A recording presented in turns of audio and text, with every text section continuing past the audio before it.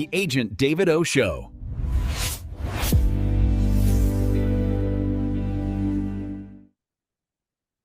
What's up, guys? Welcome to the show. I love the topic on today's episode. We're going to be talking about how to thrive in a bad market or a slowing market. There's so many real estate people out there right now that are saying, hey, the market's slowing down. I'm freaking out. I don't know what to do. How am I going to keep generating business?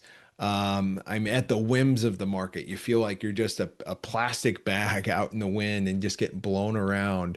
And it's great when the tide is rising, right? And you're making money in your sleep. It's easy to do business. But then as soon as the market turns, and it always does, because the market is always moving in cycles, right? It's either rising or it's falling, or it's rising or it's falling. And the thing about it is in a rising tide, you've heard lifts all boats, right? So you're going to see real estate agents, real estate investors that really didn't have a great business. They didn't have a great business plan. They didn't have great execution. They didn't have great discipline. They weren't very consistent. But the market was rising so fast over the last couple of years that they just found success. Like there was just opportunities hitting them in the side of the head, and they didn't know, how where it was coming from or how it was getting there. But they were doing deals, and it felt good because they were making money, right? Well, as soon as that market cools off, as soon as that market slows down, what do you think happens?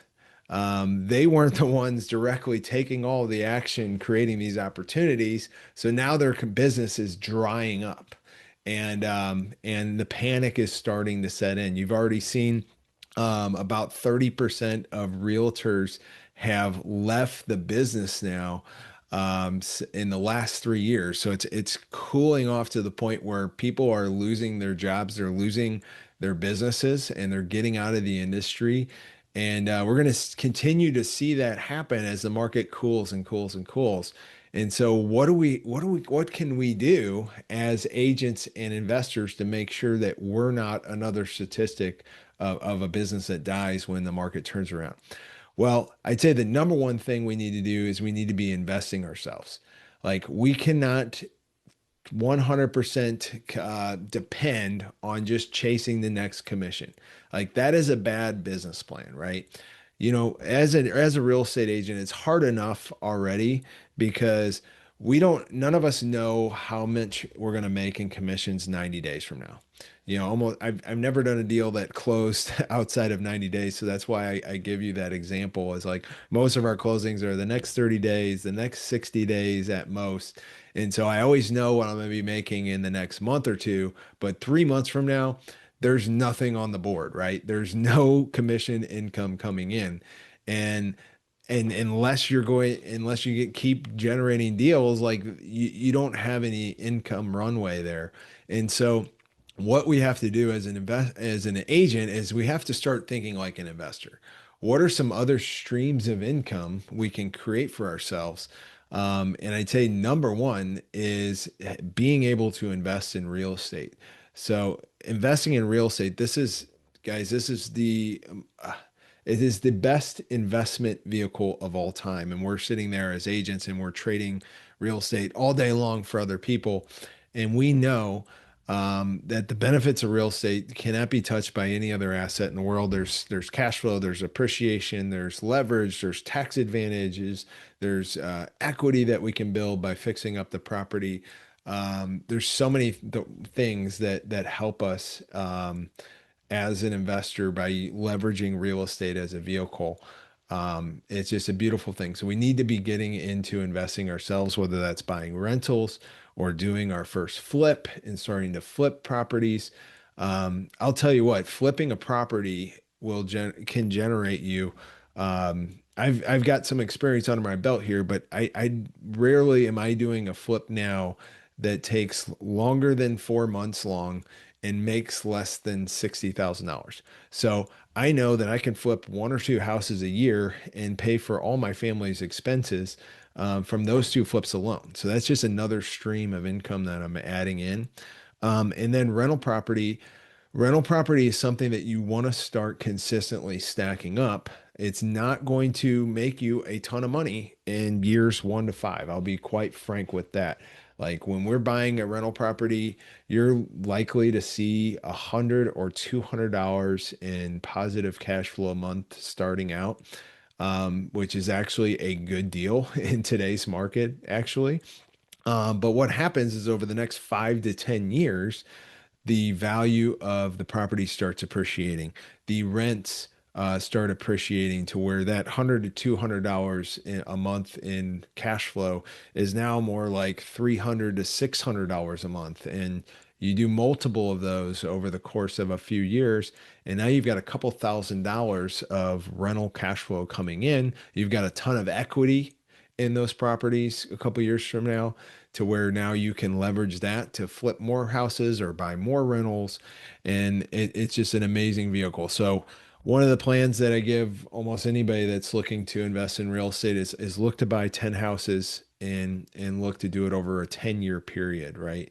Look to hold those properties over a 10-year period. So I go out and I could work really hard and I could buy 10 houses this year and hold on to it for 10 years.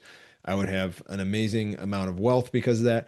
Or I could do it the slow and simple way of just buying like one house every year for the next 10 years to rent out and just put it in my back pocket, right? Wait till that vehicle starts appreciating, the debt starts getting paid down by your tenant, and you start having some big cash flow there on those properties 10 years from now. So that's going to be a great secondary or even become a primary source of income for you outside of your commissions. I would also encourage you to join a brokerage that is going to give you ownership and equity in the brokerage. Like we're at eXp Realty. I love eXp Realty because we're the owners. The owners of the brokerage are the agents that are at the brokerage, and we have shares of stock. We earn shares of stock when we sell properties, when we refer another agent in. And over the course of the 4 years that I've been there, I've accumulated about $75,000 worth of company stock. That's something that I could turn into a secondary income stream down the road by selling off or doing something with. But that's building wealth for me. The other thing we do at EXP is we have revenue share. So the agents that we're bringing into the brokerage, instead of it all going to up the top to franchise owners and regional offices and all the layers that you see at these other brokerages, it goes right back into the pockets of the agents that have recruited those agents in. So revenue share gives us a little piece and allows all of the agents to work together. It's one of the only brokerages that you can be at where you don't feel like you're in competition with all the other agents at the brokerage, because those agents that brought you in want to see you succeed because they're getting a little piece of that broker split that is coming off of the commission. So revenue share is another great way to generate some additional income for yourselves. So right there, I just listed off 5 different sources for you. So you've got your commissions that you're making right now. You need to get into rental properties. You need to get into flipping properties. You need to get into owning your brokerage. You need to get into revenue sharing your brokerage.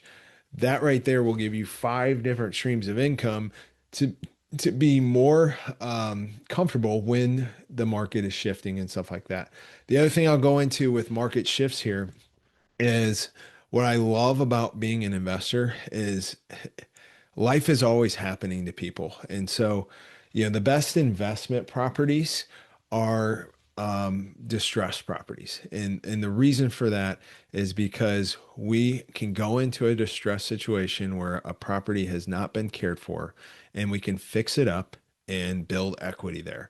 And whether, I'll give you a perfect example of a simple example of a property that, let's say it's worth 100 grand after it's all fixed up, just to use simple numbers here.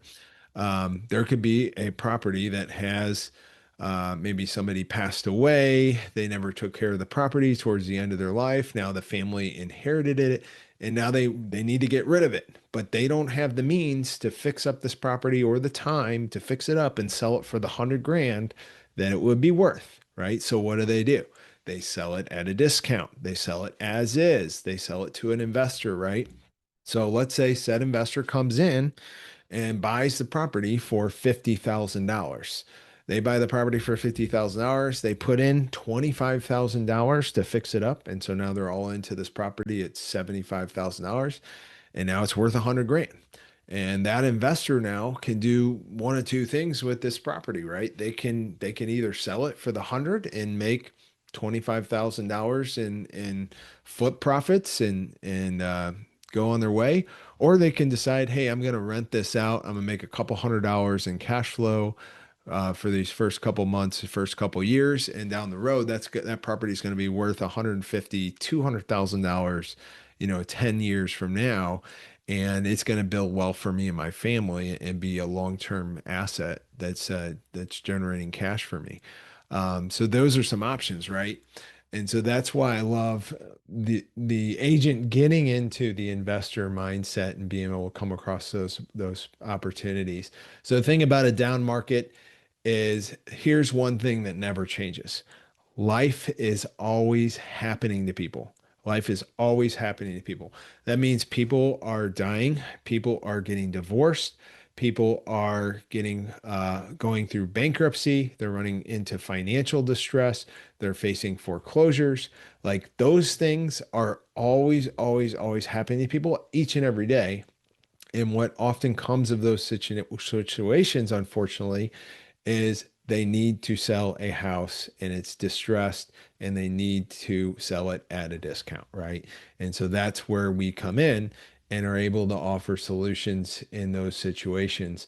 But it doesn't matter if the market's going great, doesn't matter if the market's going poorly. Like people are going through life and life is happening and it's creating these opportunities each and every day to have somebody needing to sell a house in a distressed situation at a discount.